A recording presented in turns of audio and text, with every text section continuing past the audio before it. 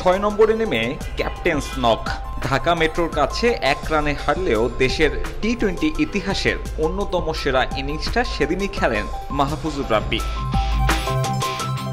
যদিও তার ব্যাটে এমন ইনিংস অনেকটাই প্রত্যাশিত, বয়স ভিত্তিকের পর এইচপির হয়ে ফিনিশার রোলের দায়িত্বটা বেশ উপভোগ করছেন তিনি। ছোটবেলা থেকে এই জায়গাতেই ব্যাটিং করতেছি, এই জায়গা নিয়ে কাজ করতেছি।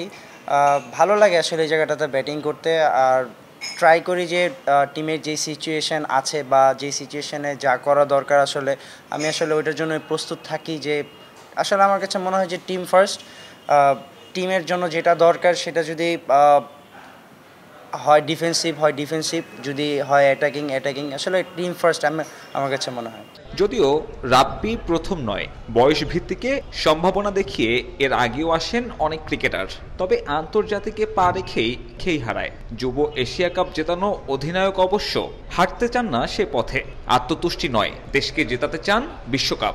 নিজের দিকে আসলে গাফুলতির কারণে হয়তো বা এটা হতে পারে, কারণ অনেকে হইতে পারে যে সেলফ স্যাটিসফ্যাকশন চলে আসতে পারে। 19-এ আসার আগ পর্যন্ত যে একটা ডেডিকেশন থাকে, লাইক ওরকম ডেডিকেশন হয়তো বা নাও থাকতে পারে। নিজের টেক কেয়ারটা নিজের করতে হবে। ইচ্ছা আছে যে ওয়ার্ল্ড কাপটা বাংলাদেশে নিয়ে আসবো।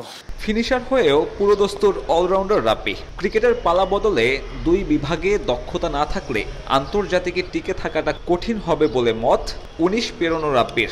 আমরা যারা লাইক বোলিং করি, যারা স্পিনার, যারা শুধু স্পিন বোলিং করে, আমার কাছে মনে হয় তারা যদি একটু ব্যাটিং শুরু করে, বা আমাদের এখন কিন্তু অনেকেই আসতেছে যে ব্যাটিং করতে পারে, অনেক স্পিনার আছে যে ব্যাটিং করতে পারে। তো আমার কাছে মনে হয় যে আমাদের নিজেদের থেকে আগানো উচিত যে আমরাও ব্যাটিং করতে পারি। তাহলে হয়তো বা আমাদের যে কোচরা আছেন তারা আমাদেরকে নিয়ে কাজ করবেন, তো সেই ক্ষেত্রে অবশ্যই ইমপ্রুভমেন্ট হবে। এখন ক্রিকেটটা যে লেভেলে চলে গিয়েছে, আমার কাছে মনে হয় একটা পাশ দিয়ে ক্রিকেট খেলা খুব টাফ।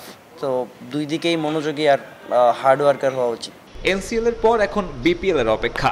নিজের গন্তব্য যে জাতীয় দল সেটা জানেন, তবে এগোতে চান ধীরে চলনীতিতে। সাব্বির মিথুন, সময় সংবাদ, সিলেট।